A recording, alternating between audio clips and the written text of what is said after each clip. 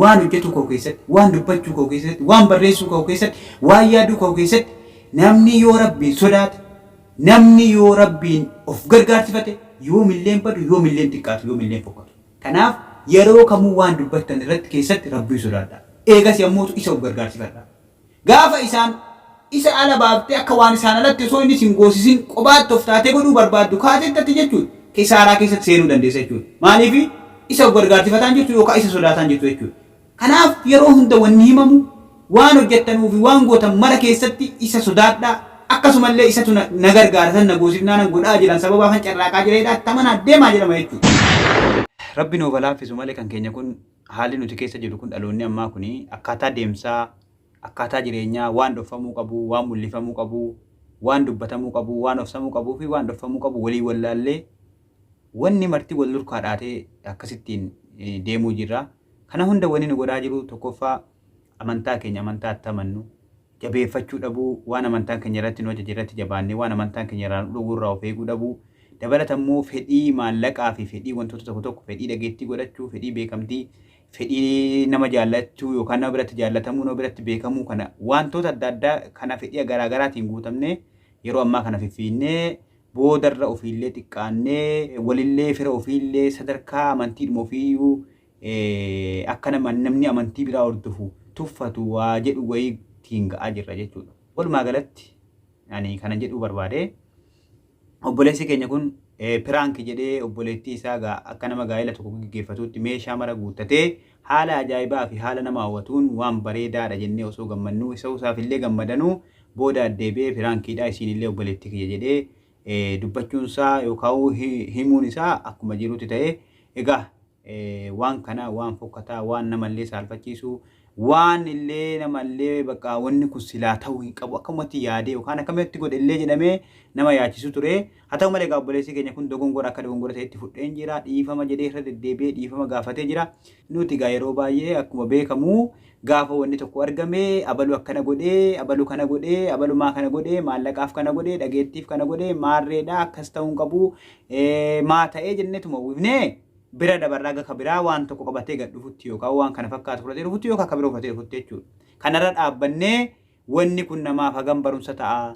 Namni booddeetti hagam waan kana waan akkasiirraa of eeguu qabaa yookaan immoo of eegaa nuti yoo hagam waan kanarraa hubannaa yookaan immoo waan kanarraa hagam nama hubachiifna jennee dubbachuutti hin jiru jechuudha. Namni baay'ee mucaan kun maa kana godhe akka mucaan kun dogongora waan safuu hojjetee fi akka amantiitti illee waan fokkataa akka hojjete namoota ni beekna. Wallaala namni beeka nama akka keenyaa yookaan nama miidiyaa hordofuu miti jechuudha. Nuti silaa waan kanarra mucaan dogongora isaa fudhatee jira waan kanarraa waan kanarraa hubachuu qabna namoota fuuldureetti waa hojjechuu deemaniif namoota miidiyaa hawaasarra deddeeman waan akkasiirraa of eeggadhaa kun fakkeenya isinii ta'uu qaba jedhameeti silaa wal hubachiifama ture. Hiikamee wanni kun egaa akka hayyuun jecha tokko yeroo inni dubbate jechi isaa sun bakka hedduutti hiikamtutti yookaan artistiin tokko gaafa sirbu jechoota inni fayyadee sirbu tokko yookaan hojjetu tokko namni waa beeku gosa hedduu waa hedduutti hiika jechuudha. Har'a mucaan kun wanni mucaan kun hojjete kun akka sabummaattis akka saba tokkootti yookaan akka amantaattis silaa waa hedduutti hiikamee wanni kun akkasii waan kanarraa immoo feeguuf kana nu barbaachisa waan jedhamee silaa irraa wal hubachiifamu ofiillee irraa baratamu nuti sanarra hin jirru jechuudha. Kanaaf walumaa galatti taateen akkasii kun gara fuulduraatti illee argamuuf deema. Isin kan mucaarraa uffannaa waliin uffatee kaameeraa duratti osoo namni ilaaluu egaa fedhii beekamuufis haa ta'u egaa yuutuubara ta'uufis haa ta'u waan biraatiif haa dhufee mul'atee maa jirtaniisin. Yoo wana keessoodhaan kan dubartii obboleewwan isaatii wajjin badii dalagaa jiru meeqatu jira. Wanni xiqqeenyaa wanni dhaga'uun nama saalfachiisu waa hedduutu jira gurra keenya dhagaan jiru yookaan harka ija keenyatti argaan jiru malee jechuudha. Walumaa galatti nuti kanarratti wanni nu jechuu qabnu warroonni sooshaal miidiyaa fayyadamtan ana dabalatee anaan hangafee jechuudha gara fuulduraatti waan hojjechuu jettan jalqaba itti yaada. Jalqaba wanni an hojjechuu deemu kun feetu amantii islaamaa hordofii feetu kiristaanaa ta'e fedhu amantii biraa ta'e. Wanni an hojjechuu deemu kun akka amantii keessatti amantii kiyya keessatti jalqaba akkamitti ilaalamaa ni eeyyamamaa ni jaallatamaa ni dhowwamamoo akka hojjennu taasifama jedhaatii itti yaada itti yaannu itti yaada jedheenis itti yaannu jalqaba akka amantii keenyaatti eegas yommuutu akka aadaa keenyaatti wanni kun asiin dura hojjetamaa ture. Haala yeroo waliin immoo deema wanni kun hin barbaachisaa manguddoolee biratti hayyoota biratti abbootii biratti namoota biratti wanni kun fudhatama qaba. Hawaasa ni gammachiisa moo hawaasa ni miidha. Ana dhuunfaa kiyyatti ni miidhamu na fayyada jedhaatii itti yaada. Eegas yommuutu akkuma namumaatti wantoota akkasii kana deebine yoo ilaalle akka namumaatti namni tokko dhiiga tokko obbolaasaati wajjin aruusa geggeeffachuun saalli wal fakkaatu wal fuudhu wantoonni akkasii kun namatti hin tolu. Namni nama jedhamee namummaa isaa beekuun akkuma namumaattu waan ulfaatudha waan namatti hin tolleedha. Kanaaf akka namumaatti isaa ilaallu akka sabaattis akka aadaattis akka inni jalqabaa akka amantaatti ilaallu jechuudha. Eegas yommuutu wanni kun na fayyadamuu na miidha isa jedhus beekuun barbaachisaa ta'a. Kanaaf gara fuulduraattis namoonni keessaayyuu namoonni fiffeetee maallaqaa yookaan fiffeetee dhageettii barbaadan miidiyaa kanarratti shawwadamuu danda'u, dogongoruu danda'u, waan fokkataa gabbaasuu danda'u jechuudha. Kanaaf bareechitanii of eeggannoo godhuu qabdanii. Of eeggannoo godhuu qabnaa. Aatis immoo inni gabbaatee waan akkasii kana goote yeroo tokkoof namni sii dhiisuu danda'a. Namni badiin balleessine jiru. Dogongora kanaa oliitu jira. Dhaga'uu dhabne arguu baanne malee kanaa ol nama saarfachiisu kanaa oli wama jettee himtuyyuu ofumaafuu yeroo waan sana yaaddee agarte deebitee of qaanfattu waan akkasii baay'eetu jira. Badiin gurguddoon keessumattuu biyya keenya keessatti jechuun waa hedduutu ta'aa jira. Maal abbaan meeqatu ilmoo isaa waan hin taane irratti dalagaa jira. Waa meeqa jira, waa meeqa argaa jirra yookaan immoo waa meeqa dhagaa jira. Kanaafuu atis isa kana dogongorte rabbis yoo isa kadhatte siif araarama badii feete yoo balleessite jechuudha.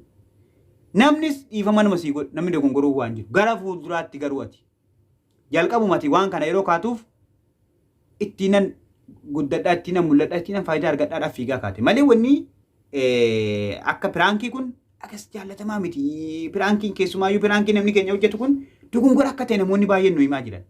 Waan kana jalqabuma hojii kan keeyyuu waan kan irratti xiyyeeffattuun keetuu dogongora. So ati gaafa duraatiyyuu osoo akka namni waan kana hin feene beektu faayidaa keetiif waan ofii jaallattuuf waan kanarraa hojjettee irraa kasaarte jechuudha kun. Isa fuulduratti waan akkasii irraa fagaachuudha. Ammallee waan akkasii waan akka piraankii faana deemtu taanaan waan akka faayidaa maallaqa qofa laaltee fiffiidda taanaan waan akka dhageetti godhachuu barbaadda taanaan borillee ati dogongoruu dandeessa. Tarii waan kanarraa dogongoree lammata waan akkaan hojjedhu ati wanni biraa dhaqxee hojjettu sunillee waan tarii nama biratti hawaasa biratti keessattuu uummata musliimaa biratti jibbamaa ta'uutu malaa jechuudha. Kanaafiyyuu ati waan akka piraankii irratti kanarratti hin xiyyeeffatini. Diraamaa garaagaraa bifa ergaa qabuun waa'ee hawaasummaa, waa'ee namummaa, waa'ee sabummaa, waa'ee biyya keetii irratti xiyyeeffadhuuti dandeettii rabbi sii kenneef ogummaa rabbi sii kenne dhageettii rabbi sii kennetti fayyadamii dalagii malee wantoota akkasii kanarratti hin xiyyeeffatini.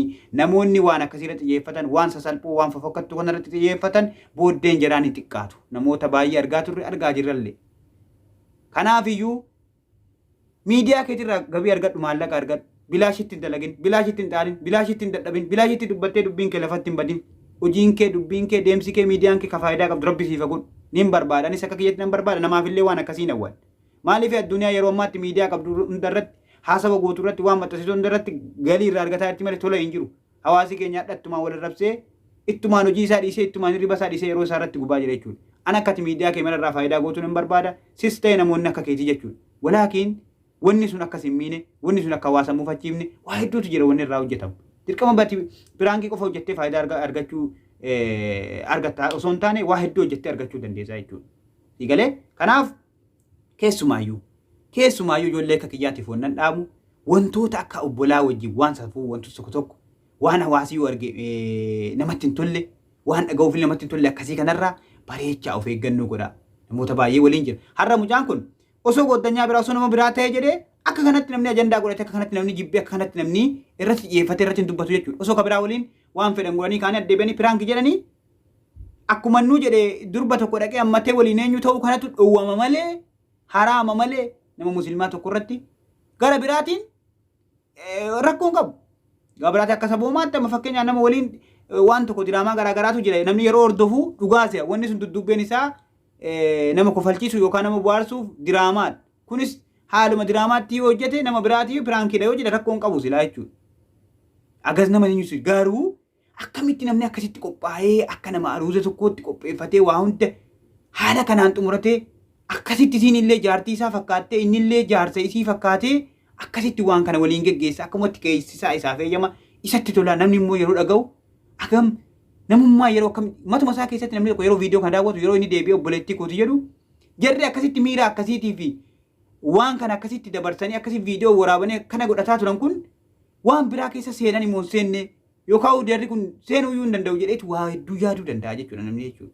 Kanaaf waan akkasii waan akka obbolaa waliin waan akkanaa kanatti deddeemu waanuma kana fakkaatu. Waan akkasii namni deebi'ee hojjeta jedhee yaadu waan kana fakkaatu akka hin hojjenne jechuun barbaada.